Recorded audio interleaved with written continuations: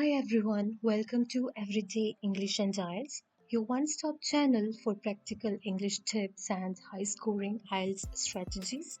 If you're preparing for the IELTS speaking exam, today's video is a must-watch. I'm going to help you prepare one of the most important cue cards from May to August 2025. So grab a pen, take some notes, and let's get started. So, the first cue card that we're going to prepare is describe a time when someone gave you something that you really wanted. And the prompts are what the gift was, who gave it to you, when you received it, and explain why it was so special to you. So, now here's the explanation.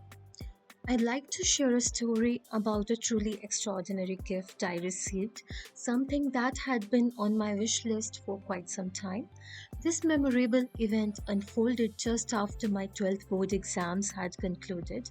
I was delving into my higher education options online, scrutinizing the prerequisites for various university programs.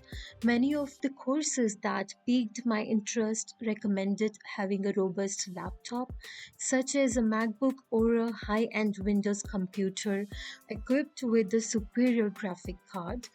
I harbored a strong desire to acquire the latest MacBook, but I refrained from discussing it with my parents. I was aware that they were already planning to invest a significant amount in my college fees and other related expenses. Therefore, I chose to remain silent and kept my expectations in check.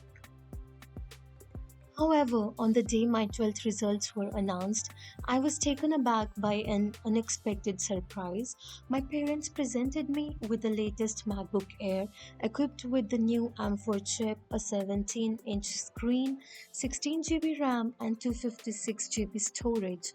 It was precisely the device I had been yearning for.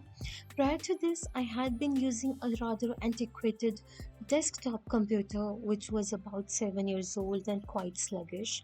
I was genuinely astounded and overjoyed simultaneously when I inquired how they knew about my desire for this particular laptop. They revealed that they had overheard me discussing it with a friend during his visit to our house. Upon learning about my wish, they clandestinely planned to surprise me with it on my birthday. They even enlisted the help of the same friend who accompanied them to the store to purchase the exact model. This revelation made the gift even more special as it underscored the effort they had invested in it. I was deeply moved and filled with gratitude. That day, I received exactly what I had wished for without even articulating my desire. It reinforced my belief that when you truly yearn for something and work diligently towards it, the universe conspires to help you achieve it. I will forever cherish that day, not merely because of the gift, but more importantly, because of the love and thoughtfulness that it represented. Let's now look at some important words from this answer. I'll tell you their meaning and help you understand to remember them easily.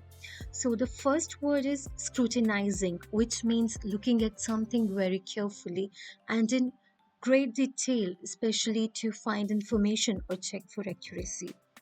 Alright, so the next word is overjoyed, which means extremely happy or delighted. Another one is clandestinely, which means secretly or in a hidden manner, often to avoid being noticed. It is a band 9 vocab which you can use in your cue card. Alright, so the another one is yearning for, deeply desiring or longing for something. And the next one is antiquated, which means old fashioned or outdated, which is no longer useful or efficient. And now the another one is gratitude, which means a strong feeling of thankfulness and appreciation. And the last one is thoughtfulness, which means considerate care for the feelings and needs of others. Okay, guys, so now let's take a look at the follow up questions that are related to this topic.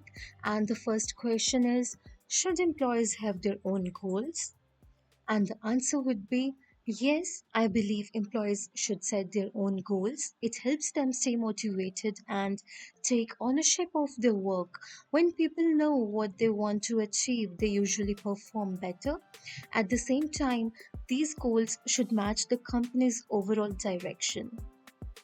Question number two is, how should bosses reward employees?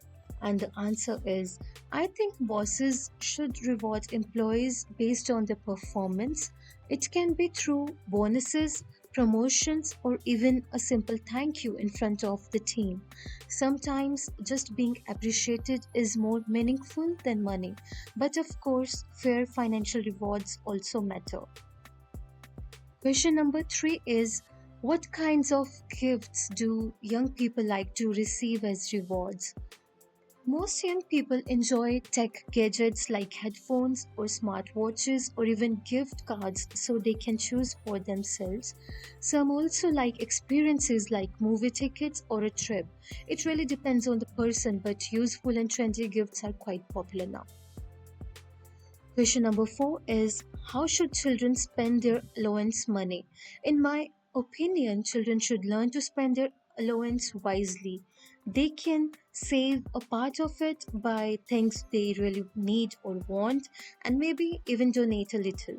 Learning money habits early in life helps them in the future, but it's also okay if they treat themselves once in a while. Now, question number five is, why do people like shopping more now than in the past?